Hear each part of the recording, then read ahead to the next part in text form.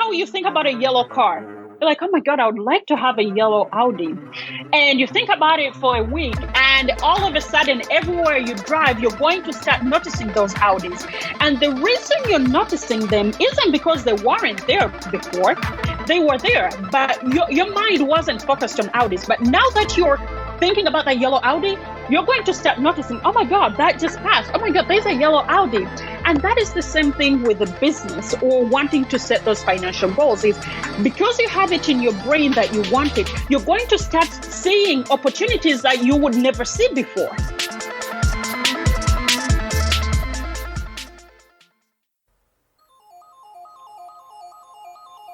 So the question is this: how do thought leaders, school dropouts, former and current students find out what's next after they do or don't cross that stage? If you want to know the secrets to starting the career or business of your dreams, getting paid whatever you desire, and discovering what you do the best with the least amount of effort, then this is the right podcast for you. I'm Shawn Anthony, and this is School's Over. Now what? The podcast. Ladies and gentlemen, welcome to the show. I go by the name of Shawn Anthony, and I am your host. And welcome to the podcast. Each and every single week, we have been crushing it. Shows come out on Friday, but I know for somebody out there right now, this is your very first time clicking that button. So let me tell you a little bit about what we do. Each and every single week, we continue to bring you an inspiring guest or a message that's truly going to help you and answer the question we've all asked ourselves at some point in our lives, and that school's over, now what? And we've been able to bring you people who have not only answered that question, but have motivated others to create businesses, start entrepreneurship, or excel in their career. And I'm grateful that you have stopped out of all plus 700,000 a podcast to listen to this one. And because of the support we've been getting here on this show, we are a top 100 business podcast on iTunes. And so for those of you who have been rocking with me since day one, you already know how I like to kick this thing off with the review of the week. And this week's review of the week comes from Anthony Eisman. And he wrote, Shawn is the man. Huge guest, tons of value. Keep going. Great job. Anthony, bro, I appreciate you for tuning in. And guys, if you feel the exact same way, if you gain just an ounce of knowledge from this podcast, please be sure to scroll to the bottom of iTunes right now. Click that 5-star rating and leave your review. It has helped us do tremendous things. With that being said, here's a quick word from our sponsors. Are you thinking of starting a business? You're going to need a website. Or do you have a business but haven't updated your website in over 2 years? Then you need to hear this. Olive Branch Digital will help you create the website of your dreams. They are masters at turning your ideas to responsive websites that get picked up on Google and all the major search engines. Stop wasting time trying to learn the code and visit olivebranchdigital.com. Mention the podcast and get 10% off your website project. This episode is brought to you by www.patreon.com/schoolsover.nowwhat. For as low as $5, you can help us impact more people, tour schools, and reach communities. You will also get exclusive Patreon-only content. That's bonus episodes, early access, and be able to go behind the scenes with me and some of our guests. Visit www.patreon.com/schoolsover.nowwhat and become a patron today. All right, let's get into the reason you clicked that button. Ladies and gentlemen, we are back with another guest, and she is a popular YouTube star, Olivia Ansell. And the reason why I'm excited about this one is because she is the epitome of what it takes to become a boss female right now. She comes from Uganda. Her family, as you can imagine, is a completely different culture than a lot of us are accustomed to. But what I like about her story is that she came from wealth, had to figure it out after losing her father, but then goes on to create multiple businesses here in the U.S. that have flourished. This is one of those episodes where you're going to grab your pencil, you're going to want to grab your paper, because we're going to talk about some things that I think every entrepreneur needs to be aware of. How to follow the money, how to break out of your comfortability, and manifesting millions. Ladies and gentlemen, enjoy episode 111 with Olivia Ansell.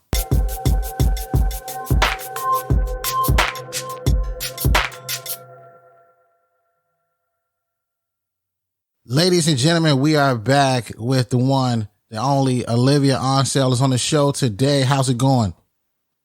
Oh, it's going good, Anthony. Thank you for having me. Oh, you're fine. I'm glad to get you here and sit you down and have a much needed convo. People right now, as always, whenever we do this podcast, they looking people up. They always trying to find out about them, right? Take us back to like that girl growing up. Like, tell us a little bit about her. So I grew up in Uganda. The first part of my childhood until I was about 10 years old, I lived a pretty good life. My dad was a wealthy man and we lived a good life. And at 10 years old, he passed. And when he passed, everything changed. And it is so weird. But now when I look back at my life and all the events that happened after the passing of my dad, it's kind of a screwed up way, but I feel like if he didn't pass, my life would have been completely different. So in some sort of weird way, I'm kind of thankful for that whole experience and the events that led up to it, because I'm who I am now because of it. So after my dad died, in Africa, it's a very common thing that when a man, first of all, it's common for a man to have multiple wives and multiple children in different wives. And it's really, if you're married, if you're living with a woman, you're technically married. And so my dad had a whole bunch of women and he had about 21 kids. Oh, wow. And when he died, he was a wealthy man. So he took care of all of us, all his wives, all of his kids, as well as the extended family, his siblings, his nephews, his cousins, and all of that. He really was the anchor of the entire family. So when he died, every single part of the family, everyone in the family was trying to get something out of it. Everyone was trying to figure out, how am I going to get a piece of this pie? And also in Uganda, I will say, is that girls are not held at the same standard as boys. So with my dad having so many different women with kids, my mom only had 2 girls with him. So we were immediately the first crew to get discarded, basically, because we were girls and we were not worth anything. And everyone else was just trying to see what they could take. So the biggest part of that whole experience is I remember this one aunt that I had never met before that called me and my sister worthless. And I remember that being I would say the single most defining moment of my life. I remember thinking my dad had just died. I've met all these extended family members that I'd never even met before. And I was getting kicked out of the house that we grew up in. And on top of that, this aunt of mine looked at my mother in the eye and said, "You give birth to worthless girls." And I remember thinking, I am going to prove to you that I'm not worthless. I'm going to make my mother proud that she had girls and we're not worthless. And one day I want you to look at me and think, I wish I had girls. I wish I had a girl like that. And that was basically the beginning of my life. Yo, that's crazy. So like your dad has 21 kids. And what I like so much about this story already is that you're getting us, accustomed to the culture, right? Right. Us to realizing, okay, this is how things were going, back where, where I'm from. And at that moment, let's go to that moment. That moment when she said, having those girls were worthless. How did that make you feel at that very moment? In the very moment, I felt anger. I felt, it had never been a factor for me that I was a girl or that my mom had girls, because my mom also had 9 kids and I am the last of the 9 kids. And my sister, and she had 9 kids and 7 girls and 2 boys. But it had never, I had heard about like my half brothers, neighbors, where everyone, it was always a major thing for someone to have a son. A man would be like, okay, I have 3 kids with my wife. Now I need to get another wife because she's not having a boy. I could never understand it. And in that moment, like everything kind of started making sense. So when you're a girl, it doesn't really mean you're worthless. And I just kind of, in the moment, I just felt anger, but I also kind of felt the need to prove that girls were not worthless. So it gave me this sense of responsibility. Not mainly, I'm not sure. As a 10-year-old, I just remember thinking the first thing that came in my head was, I'm going to prove to you that I'm not worthless and girls are not worthless. We're the same as boys. We can do exactly the same thing as boys. Yeah, that's real. It's crazy that at 10 years old, I can't even imagine what that even feels like. So when you come up with this plan, right, at 10, obviously the plan has to get redefined a lot. So, right. At that age, right, what was the things that you were going to do, after hearing that and getting that feedback that you were going to do to prove, to her that her words were wrong? In the moment, I actually didn't have a plan. I guess I would say around the world, everyone always thinks, when you go to school and you get a good education and you get a good job, that's when you've made it in life.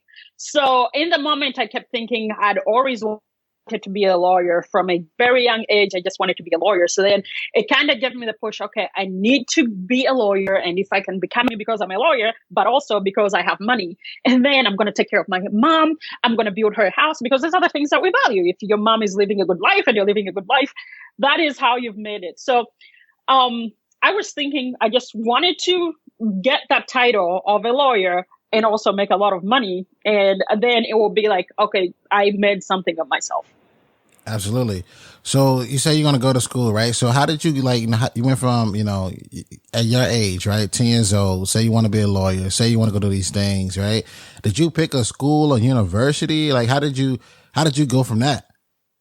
So, and that is like a 10-year-old mind. It's funny when I look back at it now, how much I didn't know. So I was in this good school the entire time because my father was paying for it. Yeah. And I'm thinking, I'm going to keep going to school and I'm going to get this law degree without thinking, okay, the person that was paying for that just died. How are you going to be able to go to school? But I didn't think about that. And very quickly, I realized that it was not going to work because I remember the school that we were in before my dad died. It was a prestigious school, and we were in a boarding school. We were paying back then. I think it was like $200 a school term. There's 3 semesters. You go to school for 3 months, then get a month holiday.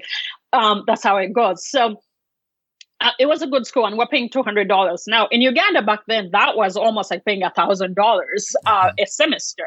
Wow. So it was a lot of money. So, and when my dad died, my mom could not afford for us to keep going in that school. And she tried for a little bit. And one of her ideas was that we would get out of the boarding school and go to school every morning and come back. They would call it day schooling. So she rented us a room with my sister. It was small, and I think it was maybe $3 or $5 a month. And that way we would go to school and only pay about $40 a semester versus $200 a semester. So we'd go to that school and we got the room, we stayed there, and my mom left us with 2 kilograms of rice and 2 kilograms of sugar. And she said, you can just cook in the morning, then you have lunch at school and then come back. She's like, I'll come back in 3 weeks.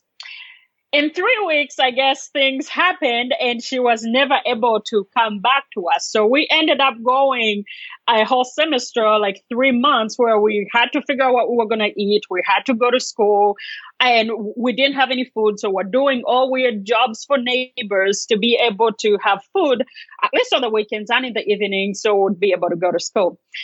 And that only lasted 1 semester. So then we went back home, and I guess from that entire time, I was going to a new school pretty much every semester because we could not afford tuition. I would go to school for a couple months, get sent home for tuition, and then next time find another school so I could go to school for a couple months. So that's how school ended up going until I pretty much finished high school.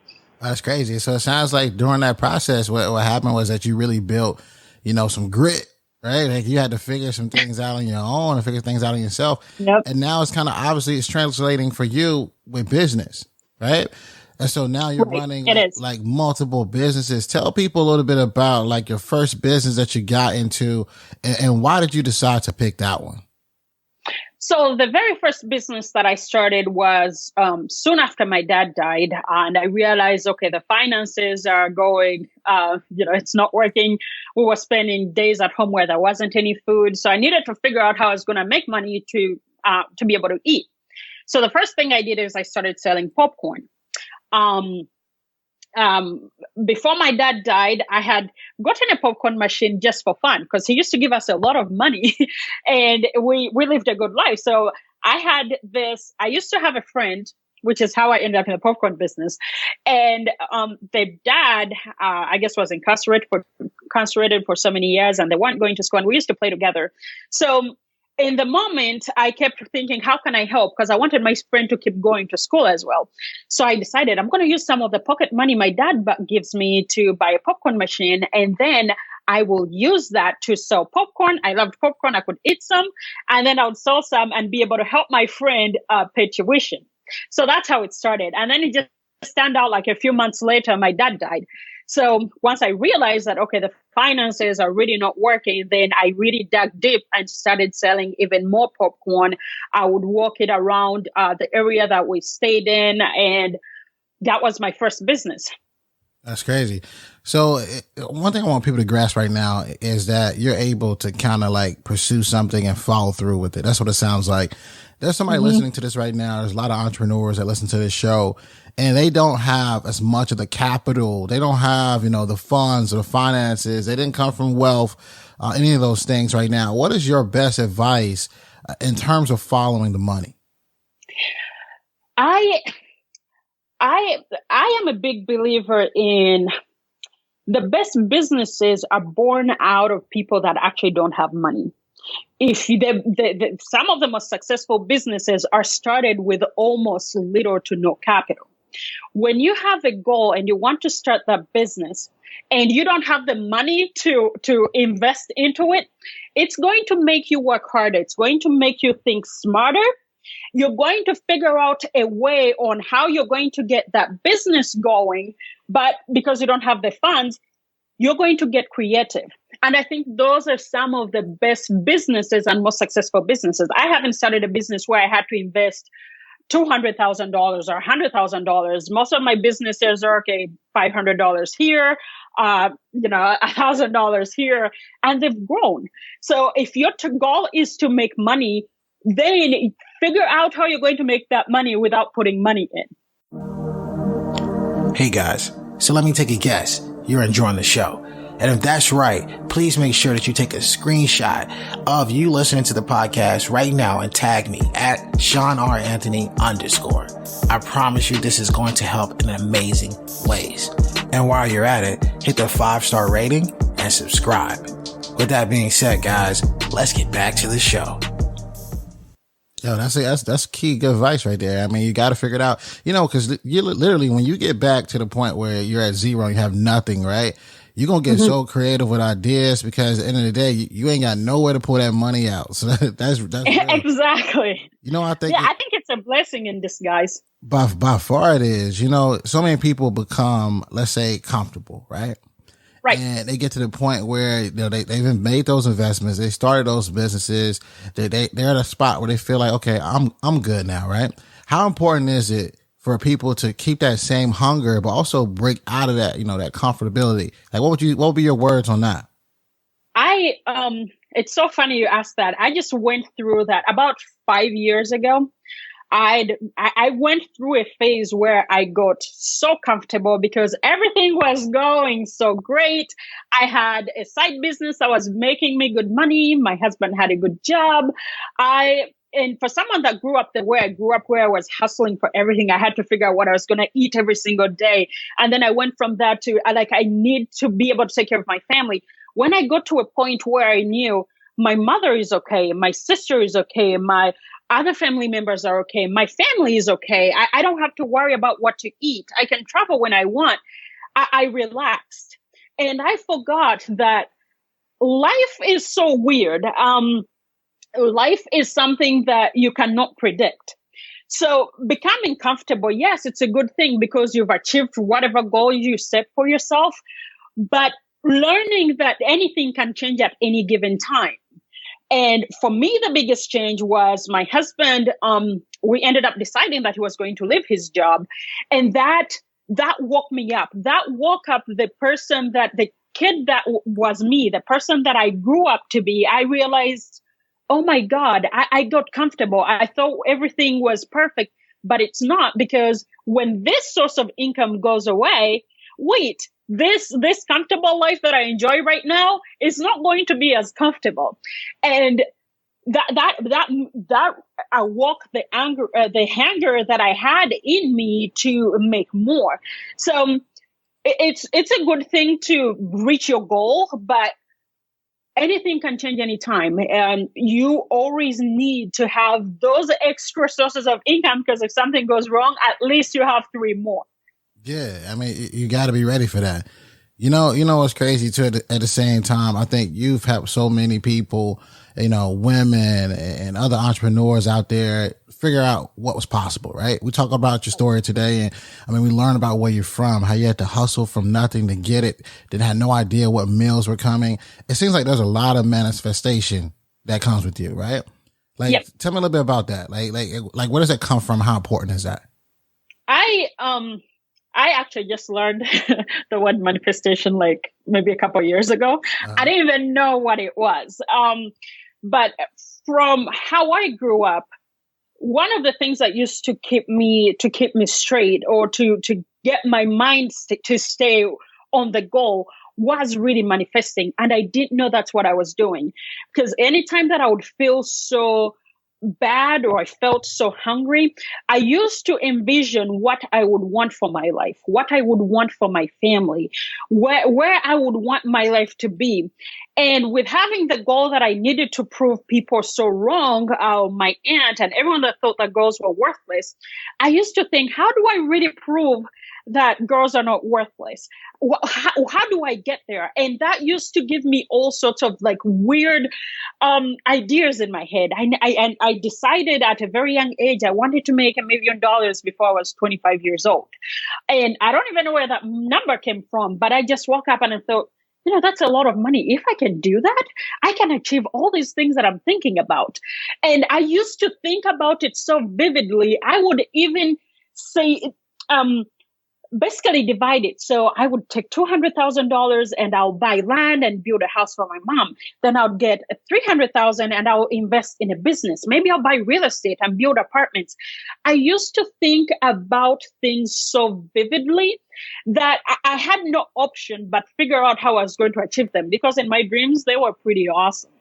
I could definitely see that. Like, people are, right now, they still trying to visualize how to make that $1 million, right? Like, right. What would be your best advice for somebody who's trying to, achieve, a financial status? Because obviously you've achieved it. You've seen the numbers. You had it from, a young age, but also going through, losing your father to creating your own, which I think is so boss. Like, what would be your advice on that?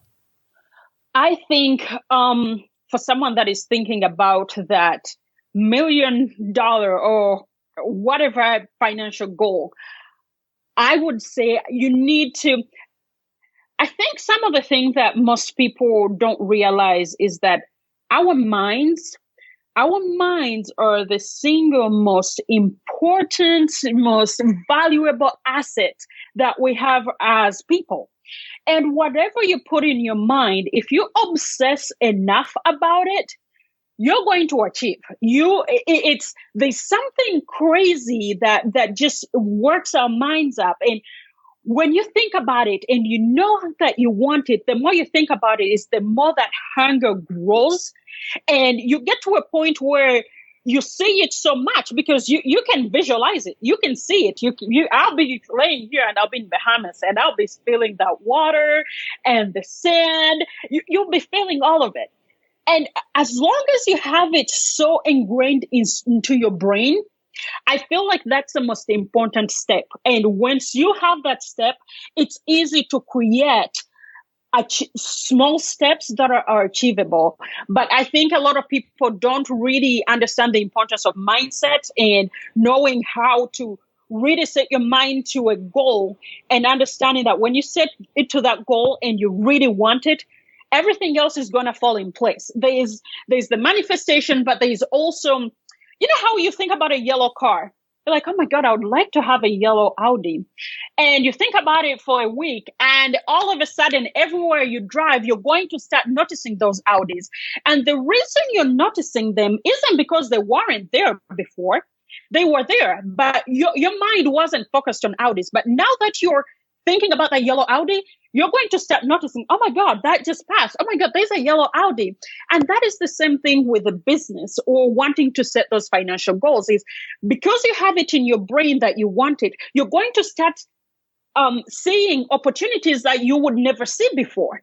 You may be at a restaurant waiting and you're going to be like, oh my God, I've been waiting here an hour. Why do everybody like this sandwich? Maybe I can also figure out how to create a super dope sandwich and people like them. It means it's proven, it works. How am I able to do the same thing they're doing?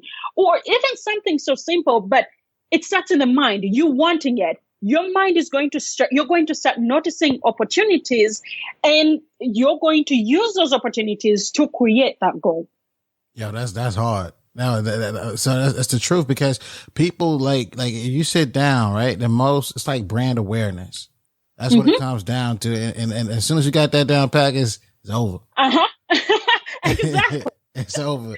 So I want to ask you a question. We ask every single person that's ever hopped on this show, that's ever hopped on this podcast. They know it's coming. If you were that person who, walked across that stage or dropped out of school and you're still trying to figure it out and you're asking yourself the question of the podcast, school's over, now what? What advice would Olivia give? So, I'm trying to figure out how to answer this very objectively because I absolutely hated school. After my dad died and having to go to school where I would go to school and never get my report cards, and I had to change school every semester because I couldn't afford tuition, but I wanted the education. In the end, I ended up hating it. Because I felt like the more time I was spending in school was more time I was taking away from actually making money. So I realized, okay, so I go to school and I'm thankful for it. I learned English. I have a native language that I speak. If I didn't go to school, I wouldn't have learned English. So school is important. But as for me, for my older-ish part of my life, I ended up hating it. And now that I'm an adult, I think school is, if you want to go to school and that's just what you want to do, cool. But I think if your goal is to make money, yes, I understand entrepreneurship is not for everyone. I get that. But if you even have an inkling of entrepreneurship or ever wanting to start a business, you're not going to learn entrepreneurship in school. I don't have a college degree, and not just me, there's so many successful entrepreneurs that don't have college degrees. I think if school is over, use whatever you've gained from school. I learned English from school and I've learned how to count money. So I'm going to use that, but figure out how to maximize it. For me to go to college to get a master's degree and then get a job that pays me $80,000 or $100,000, it doesn't make sense to me. So use whatever you've gotten from school and use it to actually start a business. No one ever made money. No one ever created wealth, apart from the surgeons, from a job.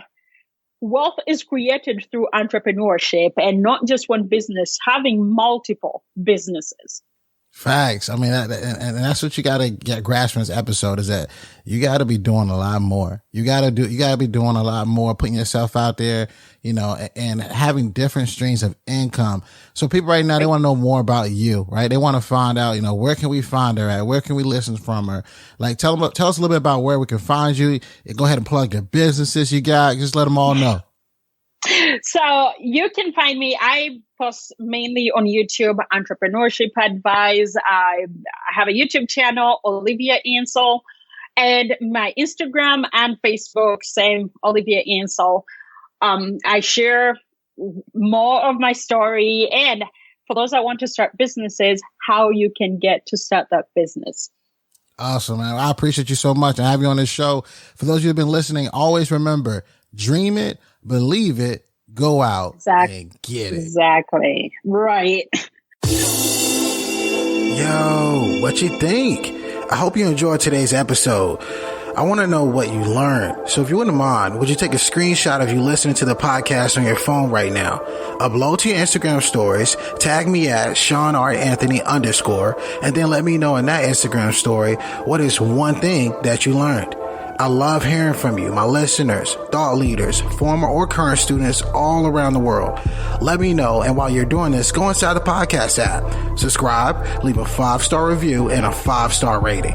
Again, this helps us reach more people. And if you want to be a part of this mission, helping us change the world one person at a time, it makes a massive difference by you leaving a review.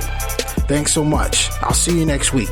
And remember, dream it, believe it, go out and get it.